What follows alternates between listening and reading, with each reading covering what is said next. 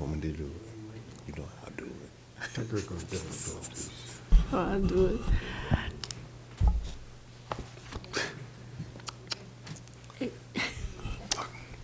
I'd like to open up the Finance Audit Committee meeting. Roll call. Alderman Fisher. Present. Alderman Mayfield. Present. Alderman Evans. Here. Alderman Allen. Here. Alderman Markham. Alderman Runnels. Here. Alderman January. One item agenda, a discussion of municipal cannabis retailers occupation tax. Who speaks? I don't know, ain't nobody here. Ain't nobody here. No one speak? No, I think you should wait till. you should wait. You want me to go through the ordinance? Please, Okay, please. Thank you. happy to do so. Okay, so in your committee packet, there is a draft ordinance that we'd advise this city to consider adopting soon, so we can get it filed with the state by April 1st of this year. What it does is it establishes the municipal cannabis retailers occupation tax, which is specifically authorized by state law. It is a 3% sales tax on the sale of recreational marijuana, assuming the city gets a dispensary. And you do have a couple, you've already set up the zoning for that possibility. Actually, you'll be having a public hearing on the zoning, and then that'll be coming to you, so we are going to be working on that. And then what will follow from that are the applicants who are looking to perhaps gain one of the available special use permits that the city has authorized, that will authorize in the ordinance for a recreational marijuana dispensary. Again, the tax is imposed at 3% of the gross sales at the dispensary. The state will collect the sales tax as part of collecting the other taxes associated with it. You are only allowed to tax the sale of recreational marijuana. And what the ordinance also does is it allocates 50% of those sales tax proceeds to the pension funds, and it doesn't distinguish between the police and fire. The city council can determine how it wants to take that 50% share and allocate it to whichever pension in whichever allocation amount deemed necessary to keep up with the obligations to fund those. The other 50% would go to the general fund of the city, but the city will give consideration of using the money for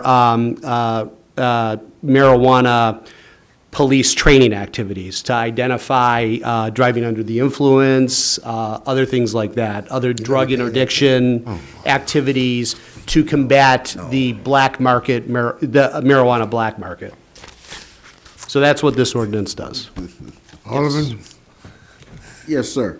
I think I brought this up in the last council meeting because I agree with the 50% for the pensions, but I don't agree with the other 50% going to the general fund. It needs to be specifically designated for capital projects, a certain amount, 25% of that capital projects, 25% to the general fund. I don't think we need to just add funds to the general fund just to be spent here and there. So I agree with that 50% to the pensions, but I do not agree with that 50% to the general fund. Any more questions? And I agree with, we gotta get that pension down and get that, if you're gonna put it all in one spot like that, guess what happened? It'll get wasted. So I agree with you that I piggyback on that one. So, Any more questions? Well, Alderman? currently, the way it's written, we have 50% that's going to go to police and fire. Correct. Then that other 50% is going to be going, as it's written now, into the general fund? Yes, with the city giving special consideration to police training activities specifically related to combating black market marijuana in the city and police training to identify people operating vehicles under the influence of marijuana and things like that. But these are policy questions. You can do and earmark the money, that other 50%, assuming it stays at that percentage, You can earmark it however you see appropriate in your policymaking powers to allocate the city's money. I'm sure it'll come up for a vote sometime. Okay, any more questions? Hearing none, I'd like I to, got one. Well, I understand it's gonna come up, but when it comes up, You're gonna are we come up gonna for a vote. vote on it at these numbers? Because what I'm saying is, the next time it comes up, you're still gonna be at the 50% for the pensions and the 50% for the, general fund. Are we going to even consider changing those percentage? each to his own, Alderman. Well, Yeah, we'll bring each to his own.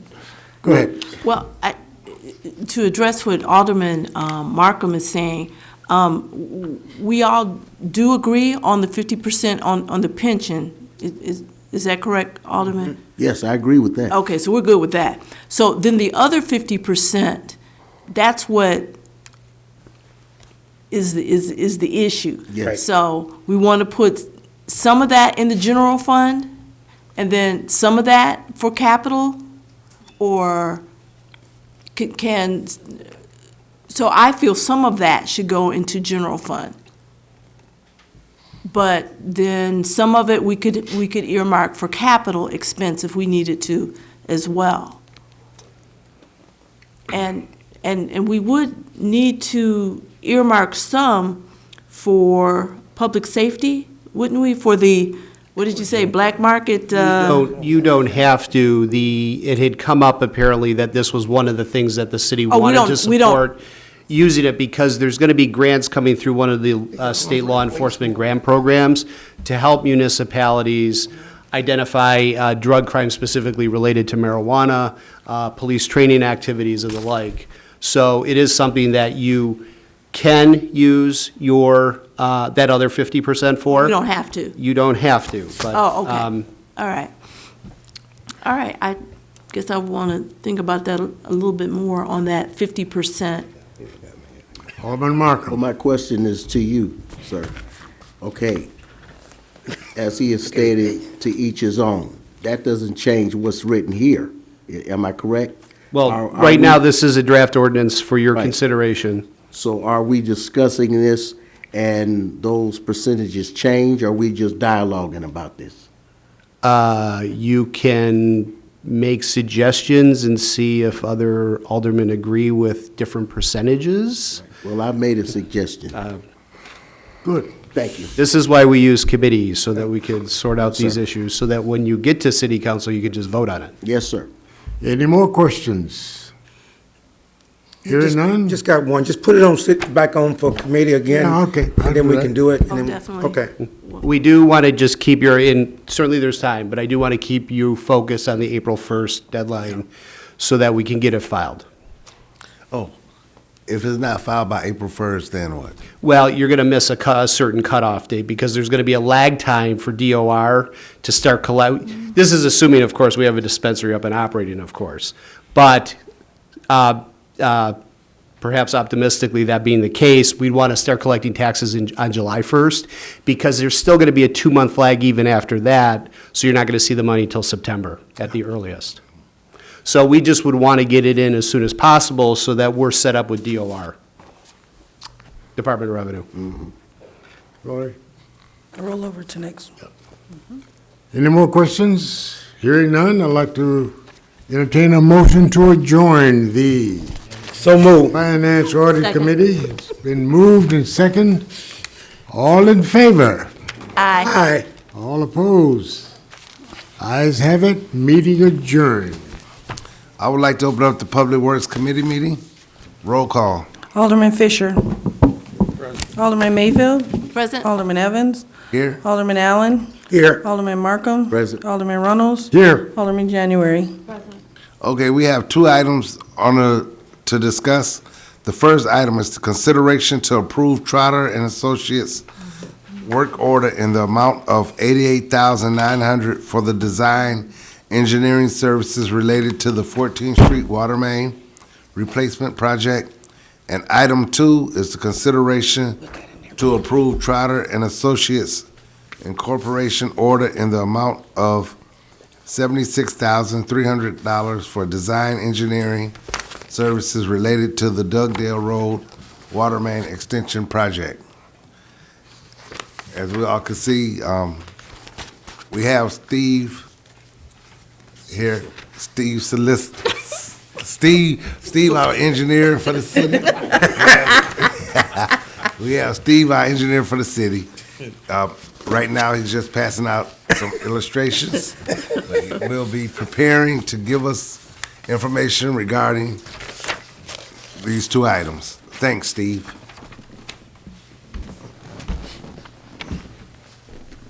Good evening, everyone. The first project that we have on the agenda for your consideration is the 14th Street Water Main.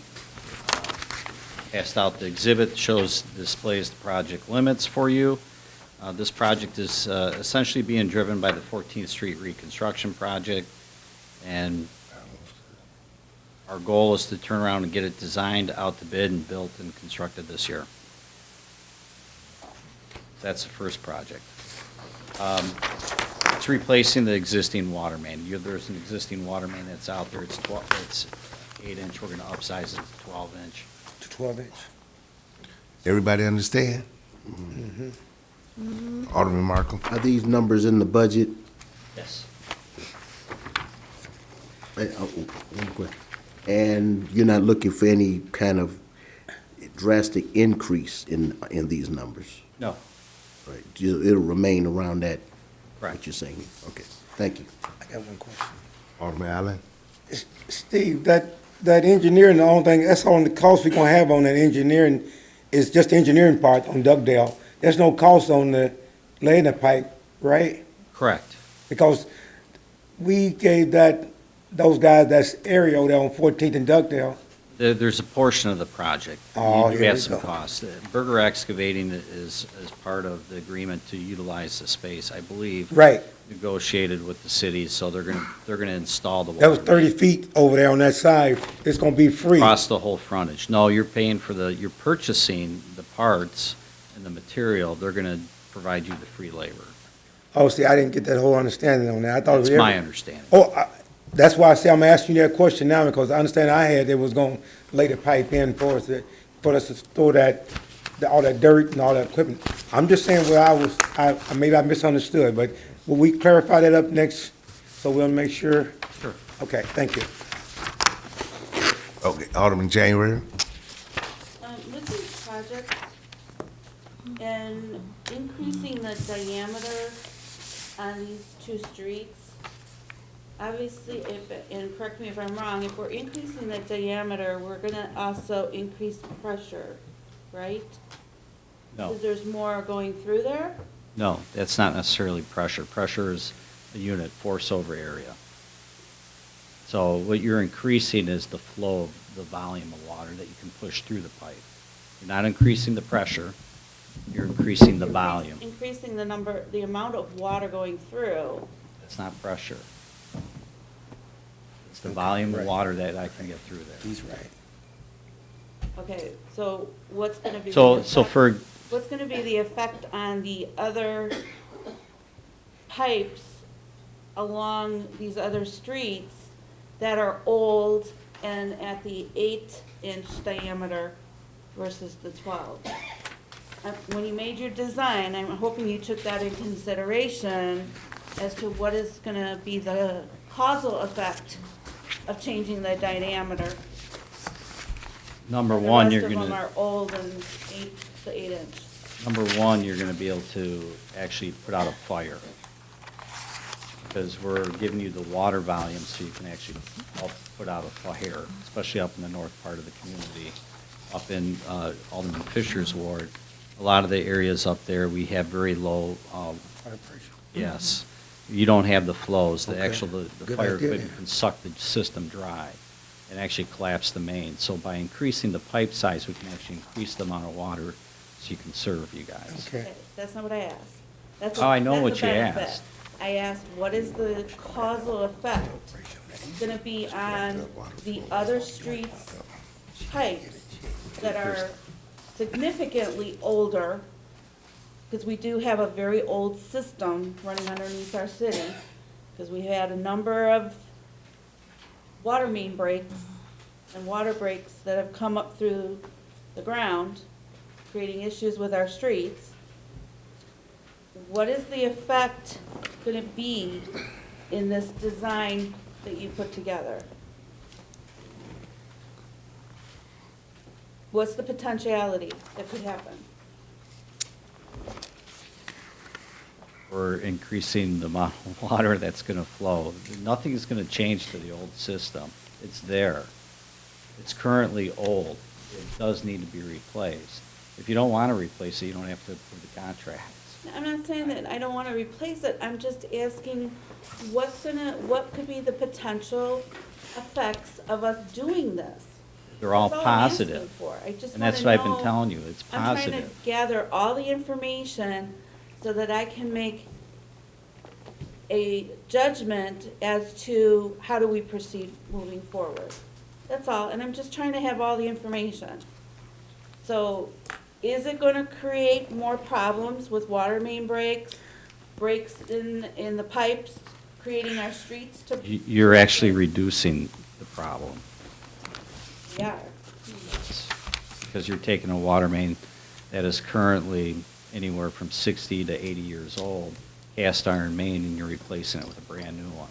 So the reliability, something newer, works better than something that's older and buried in the ground. That's actually one of the reasons why, in the case of 14th Street, the county has requested that we replace this water main before they finish resurfacing the road. Well, that I get, I mean, There you go. that's logical.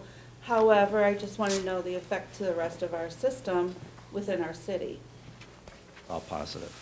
Okay. Got you on record. All right, item 2.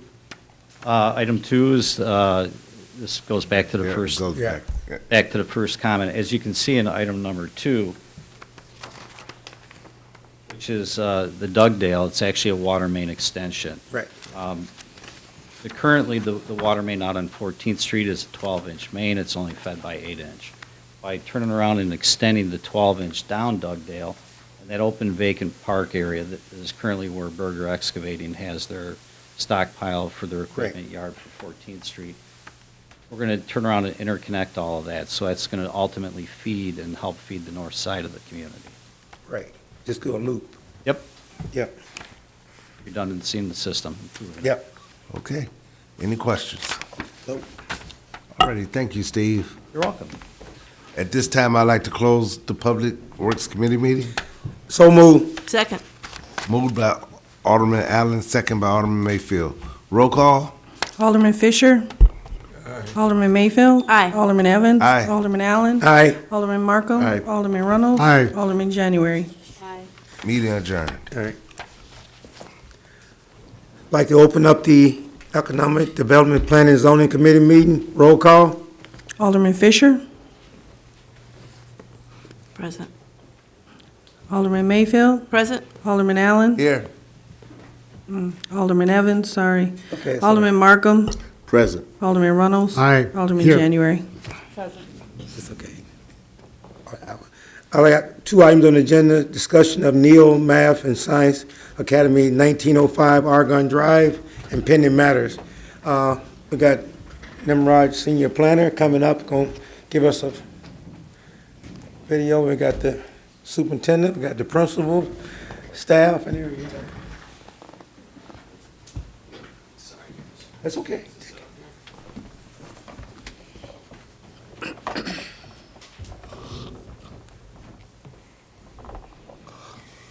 Good evening, everyone. I'll be Good brief. evening. I'll be brief with you tonight. We have a number of members in the audience who might speak on behalf of this Neal Math and Science project. So what we have here, obviously, for those in the audience who aren't familiar with this, is a large-scale redevelopment of the current middle school within our community. It's being brought to us by a generous donation by, I think it's AbbVie, if I remember correctly, for roughly $40 million, which is a huge investment into our community and our children. Right. We're greatly excited about this. As part of the project, there are a couple items that are being sought after as far as zoning relief. Specifically, it's 3 matters. The first being a rezoning of the property from R3 single-family residential to PL municipal land. which is public land. And then secondly, and thirdly, they're both variances associated with the actual height of the structure. So currently, our ordinance does have a prohibition of any building over 50 feet in height. They're proposing the building to be 68 feet in height, and the number of stories to be no greater than 3 feet. They're proposing 5 feet. Based upon our analysis, the city staff does not see any problematic components with this proposed plan. We've worked through a variety of iterations with respect to the parking layout. The building location seems to pose no threat as far as shadow effects and things of that such. The general impact to the public seems to be relatively stable in that we don't anticipate a larger increase in student population. If anything, it's going to drive the experience for the children who are attending the school to be considerably higher than they currently are having at the existing facility that's a bit dated. As such, staff, again, we have brought this to our Planning and Zoning Commission as of January 13th. It was unanimous approval that was proposed. We're here for you tonight just to have this item for discussion. We'll be bringing it back to the Planning and Zoning Commission on the 27th for the findings of fact. And then if all goes well, we're going to hope to see this back in front of you on February 3rd to see if we can get an expedited approval on this proposed project so that the developers can work diligently to move this project as fast as possible to make sure it's coordinated with the school's timing to let kids out of the existing building into the new building over a scheduled period of time. Again, I'll keep my discussion brief, and I will open it up here for those in the audience who were going to present. This is a presentation that was provided to the Planning and Zoning Planning and Zoning Commission. So this will give you a quick overview of the project as a whole.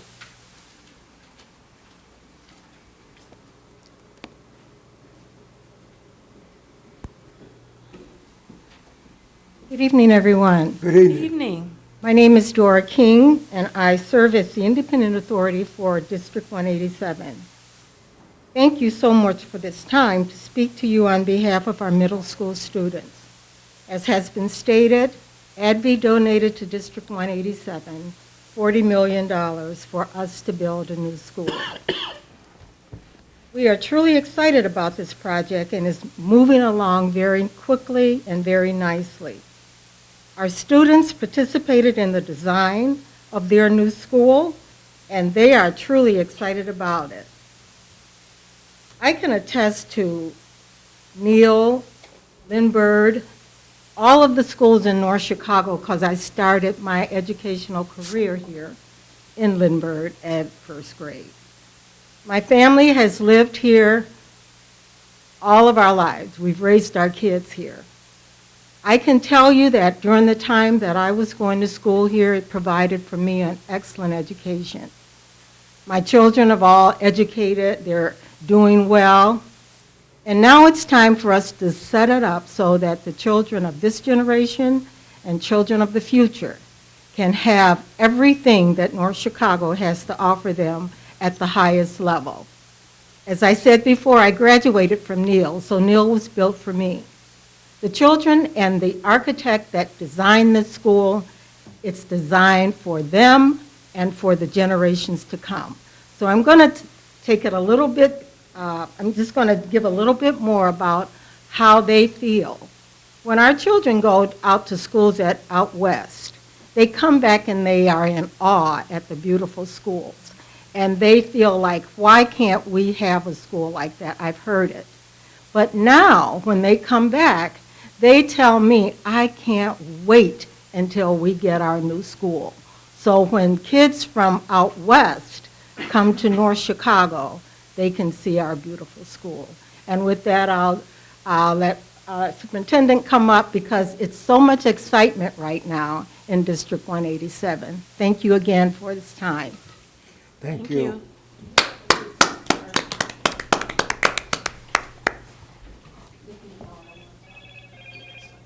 Good evening. Thank you very much for your time tonight. My name is John Price. I'm the superintendent for the North Chicago School District.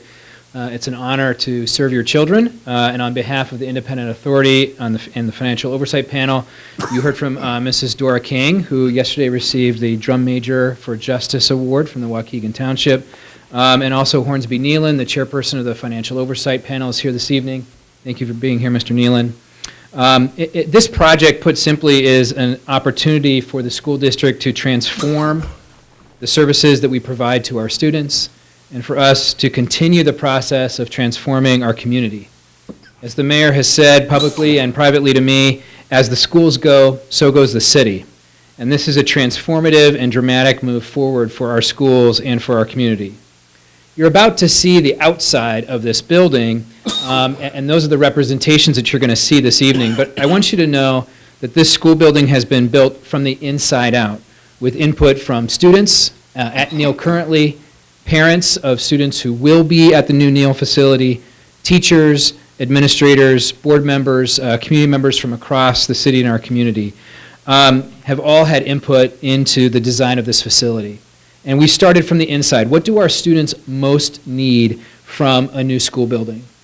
And the decision of the design teams after listening to input was our students' most urgent needs in a new school building is a building that's designed for connection and relationship and ownership.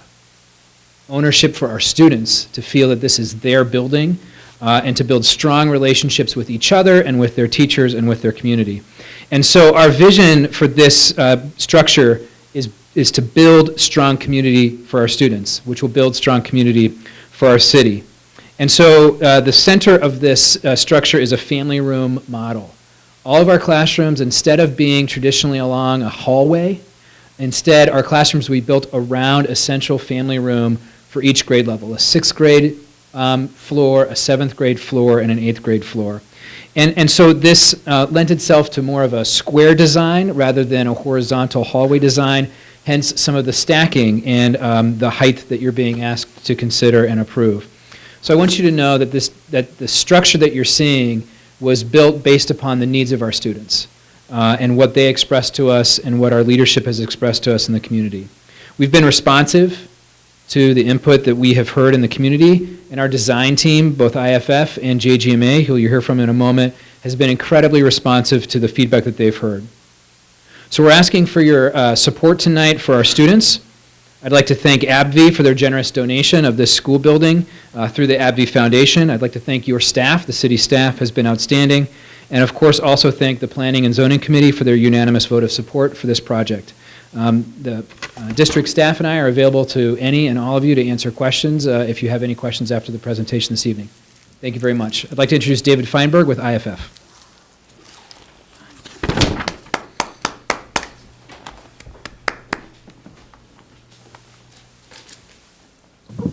Good evening. My name is David Feinberg. I am a community developer with IFF. IFF is a 31-year-old nonprofit community development financial institution, and we as an organization and myself personally am very humbled and grateful to be part of this amazing project and process. I want to thank Superintendent Price, Principal Williams, Ms. King, Mr. Nealon, City Council, and AbbVie for making this project possible and for hearing us in our zoning amendment and zoning variance appeal. IFF has 5 principles of equitable community development, which I think have all been espoused and utilized throughout this development process and project. And I just wanted to highlight a few of them. We believe in building upon and preserving existing community assets. We believe in uplifting community voice and input in all components of the project and the process. We believe in ensuring that the development is aligned with the strategic vision of other stakeholders and ensuring that representation on the project is reflective of the community where we're working and developing. And I am so grateful to be part of this project because I believe we have hit upon all of these principles of equitable community development thus far and will continue to do so throughout the entire project. I want to just talk very briefly about what the project encompasses and then turn this over to Juan Moreno with JGMA, who has been an unbelievable design partner thus far. As Nimrod mentioned, the project is going to be the construction of a new 5-story, 68-foot tower for 6th, 7th, and 8th grade Neal Middle School students. It's going to be the adaptive reuse of the existing gymnasium, and it's going to be the demolition of the existing school once the new school is completed, and the off-haul of those spoils with complete site restoration, which Mr. Moreno will speak to in just a few moments. As part of our principles of equitable community development, we have took it upon ourselves as a project team to establish some hiring goals that exceed best practices in our surrounding counties and cities. The project goals entail 30% MBE participation, 10% WBE participation, 6% veteran-owned business participation, and a 50% commitment to local hires, which entails Lake County and Kenosha County. And thus far, I'm extremely proud to say that at the general contracting level and at the design level, we have already exceeded those goals. And we look forward to continuing to exceed those goals and meet those goals and standards that we set upon ourselves as we bring upon more subcontractors and more labor to the project and start in earnest. I am always available to anyone who has any questions about the project, who wants to get further involved. I look forward to connecting with you over the coming years with the project. And with that, I'm going to turn it over to Mr. Juan Moreno.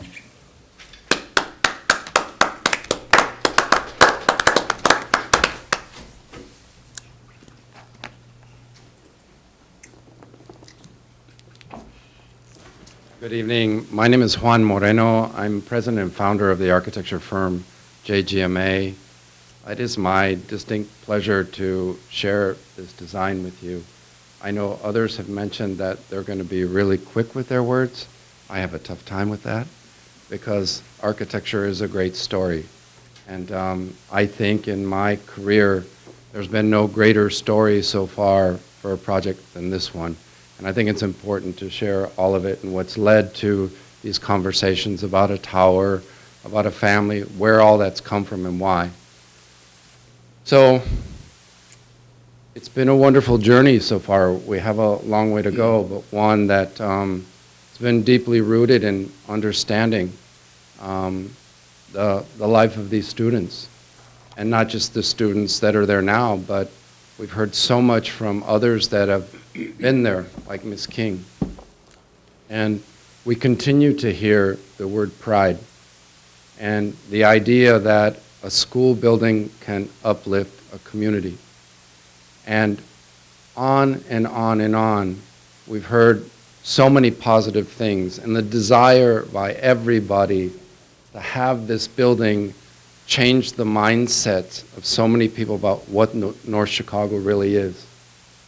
That has undoubtedly inspired the building, and one that has helped us look at what's around it, connectivity and the potential connectivity. You know, it's really interesting when you look at this image that, you know, yes, we're in City Hall, but these schools kind of form part of this, this civic center. And how can we have this connectivity between all? It fascinates us. And as you start to look at these other diagrams that we did, it's just, this came out of the words of these wonderful meetings with the youth. The idea of being seen. And then it further evolved into not just to be seen, but to see. So that as this youth grows through this building and goes from the 6th grade to the 7th grade to the 8th grade, that the city with which they live, they become more visibly connected with it. So those became so much a part of the inspiration for the building. And this is what has manifested itself in the site plan. And I'm curious if there's a pointer.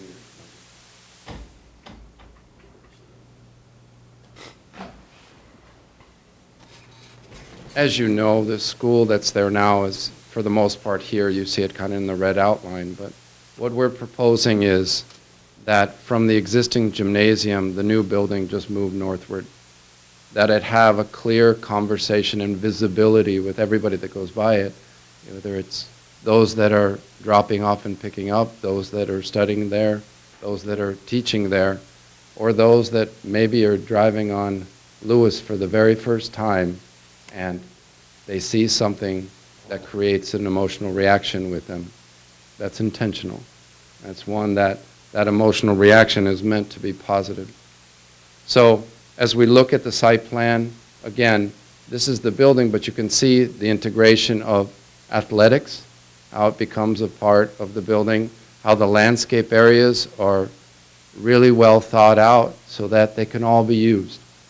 And that things like the bus drop-off, the queuing of cars, you'll notice that here's the bus drop-off. It's all been pulled on the site so that you're taking that strain off of Argonne, off of Lewis. It's contained in the site. And by making the building more compact, candidly, there's some cost advantages, but also we're able to utilize the site for queuing instead of the neighboring roads. So how did we get to this design? It's a math and science academy, and we can't ignore that. And how can math and science and the ideals of math and science inspire the imagery of the exterior? I share this with you because as we started going through these ideas, I just didn't want to show the rendering first because we like to go to the main image, but it's all deeply rooted in what that school's all about, and that's math and science. So there's the image of what was the former existing gymnasium, where it's cladded in brick, where we still have a semblance of that brick that informs the language of the building. Where it starts to rise up as a 5-story building is an entrance on both sides that welcomes this youth from both sides so that there's an ease of entry and also a clarity of just vision and seeing everybody that comes in and out. And then the idea that education, even within a school, can have this sense of rite of passage. So 6th graders will be on the 3rd floor, 7th graders will be on the 4th, and then the 8th graders will be on the 5th. All, as Superintendent Price described, within their own family. And one that has this wonderful opportunity to use these ideals of math and science to inform the building and its exterior. One that, and I'm glad Mrs. King mentioned this about the youth seeing buildings in the West or seeing what's going on in their suburbs. I say this as humbly as possible. This building was inspired by these kids, not by the architects. But I will say that there will be no greater example of a beacon and what can be positive when it's done the right way for the youth and for a community. It will be students from the West and from other areas that will be coming here to look at this, to be inspired by true community and development and what equity and pride really means in education for this youth. I'm here for any and all questions. Like I said, we have a long way to go, but you can tell there's been nothing but excitement. And every time we come up here, we walk away just feeling good about the potential in this building. And again, it's for all the right reasons, as you know, but I'm thrilled that I can share just some of the plot behind how we've arrived at this to this date. Thank you. All right.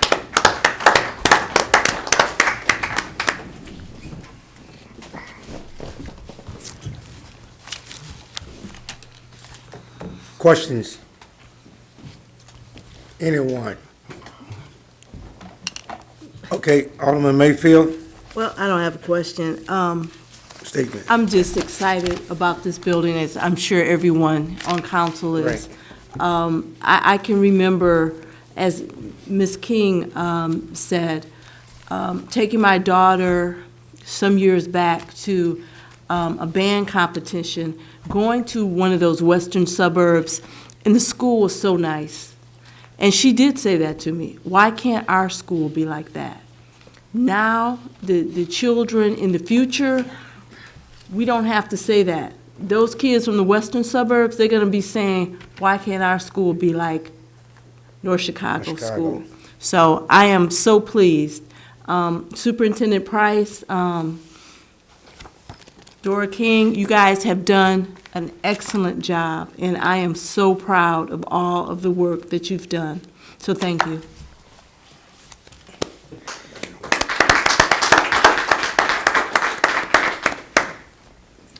Any more questions? I'll just piggyback off Bonnie, like I said. I just want to thank, on behalf of North Chicago, like to say, engineers and the designers there. Thank your team for a job well done designing. I want to thank the school board for their teamwork, principals, superintendent, and with the city council, with their team, with our staff. Because teamwork, I tell everybody, will make the dream work. So that's all I got to say. God bless you. That's right. One thing I just want to add, I know this is just me just being kind of weird, but think about this. This is not going to just impact our middle school students. This is across the street from our football field. So anyone coming from out of town for sports, that's the thing they're going to see in our community. They're going to remember that. That's a huge difference in, as they were mentioning, just the perception of our community is going to change overnight when kids come see that and their parents come see that. Okay. That's not weird. Sound good. Anyone have anything else? Okay, we just got one thing on the pending matters, and this is for Victor. Are we, those developers, I promise here, I'm just saying, I just want to make sure, have we got them ready to come in the next 2 weeks, 3 weeks, or what? We have a meeting set up with them next week to discuss a couple of agreement issues, but we do intend to bring them on the 3rd, as we had previously The discussed. 3rd, okay. Everybody can have their answers and questions then and see where we go from there. All right, thanks.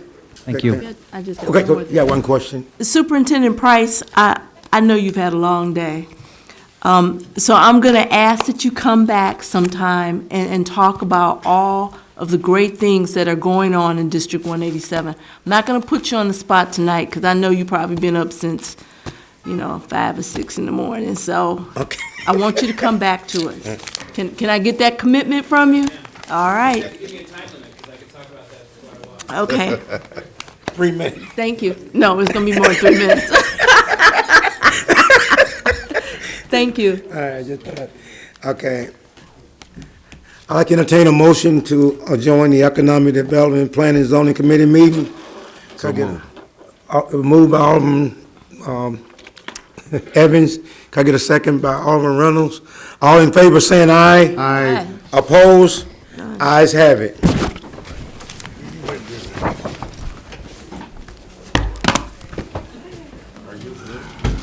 We done. We done. I gotta get to the basketball game. They got games going on. Chicago playing Carmel. Thank you.